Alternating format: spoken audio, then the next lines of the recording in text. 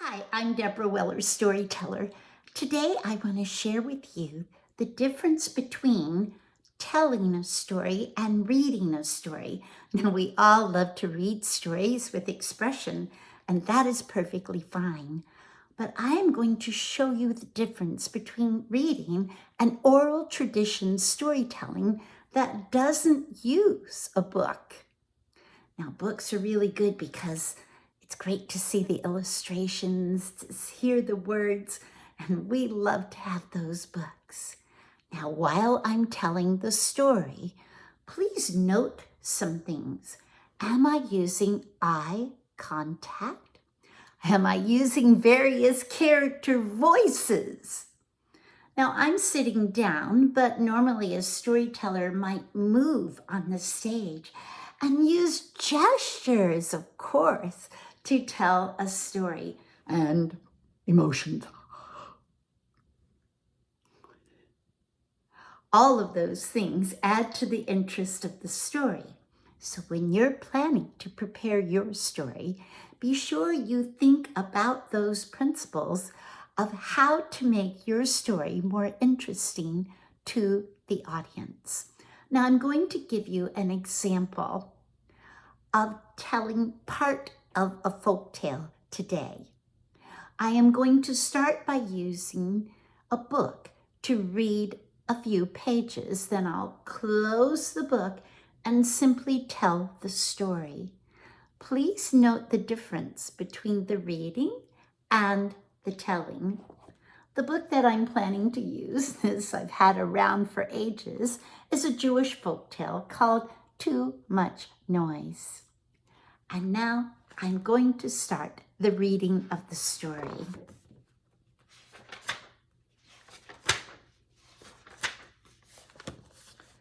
A long, long time ago, there was an old man. His name was Isaac, and he lived in an old, old house. The bed creaked, the floor squeaked. Outside, the wind blew the leaves through the trees. The leaves fell on the roof, swish, swish. And the tea kettle whistled, hiss, hiss.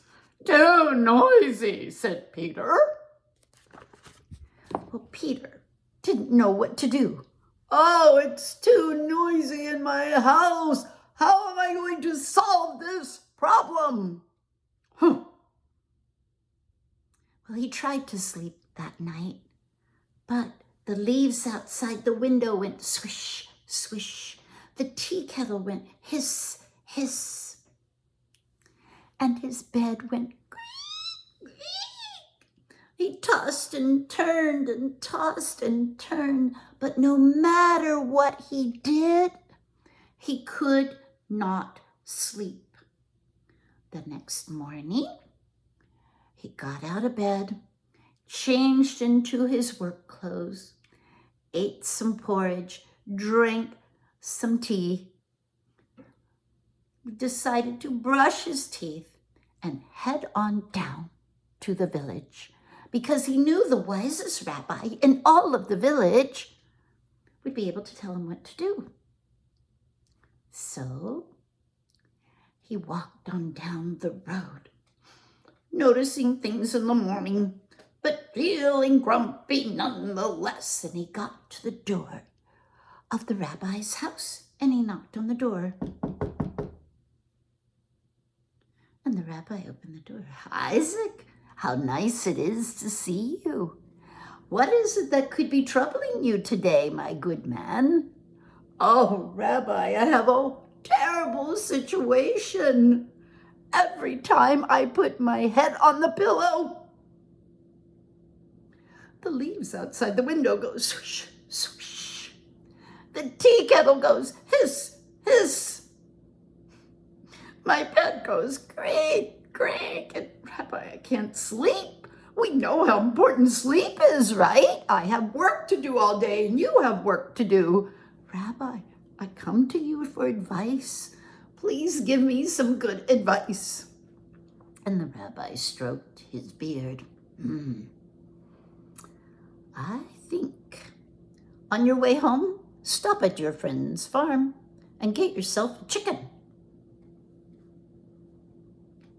A chicken, Rabbi? Why would I need a chicken? I go over to my friend's house and I get the eggs in the morning that he shares with me. And I, in turn, do work for him. I am the wisest man in all of the village. So go and get yourself a chicken. Well, Isaac knew he had to be obedient. Thank you, Rabbi. And on his way home, he stopped at his friend's house. He said, I need a chicken for a few days. I'm trying to solve a problem. And the good rabbi said, I need a chicken. I won't harm it. I won't eat it. I just need a chicken. Ah, said his friend. The rabbi is the wisest man in all of the village. So you better follow his advice and I will share one of my chickens. Bring her back to me when you're done. And he handed the man a little chicken and he cradled it under his arm. And he brought it back to his house and let her loose inside of his home. And she went around all day going,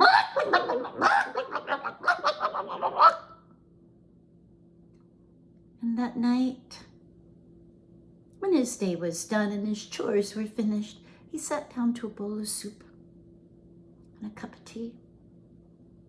He read a book for a while, and then he tried to go to sleep. Brushed his teeth, put on his pajamas. The chicken was scurrying all about, but he thought the chicken should go to sleep tonight. He laid down in his bed, pulled the covers up. Maybe I'll sleep tonight. The leaves outside the window went swish, swish. The tea kettle went hiss, hiss. His bed went creak, creak. And the chicken went all night long. Isaac could not sleep. Now I'm going to stop the story there. And I want you to think now, what did I model for you? Where was my eye contact? Did I use character voices? Did I use some gestures? Did I make some sound effects? Did I show any emotions? Those are the tools that a storyteller will use to make a story more engaging. When I read the book, I had to look at the words, I had to turn the pages, and I had to look away. And it's fine, and it's wonderful to read stories too, with great expression and to make them fun. But I want you to ponder, which way caught your attention? Storytelling or story reading? That is an example of a small part of a story.